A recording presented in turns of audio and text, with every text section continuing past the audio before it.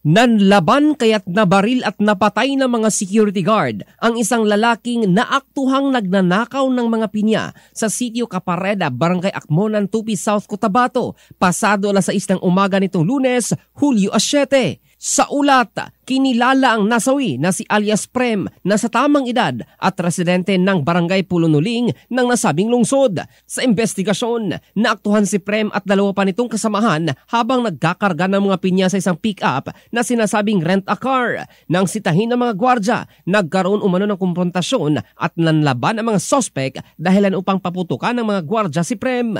Isinugod pa ito sa ospital pero binawian din ang buhay. Na-recover naman sa lugar ang tinatayang 5 gramo ng hinihinalang shabu na pagmamay-ari umano ng napatay.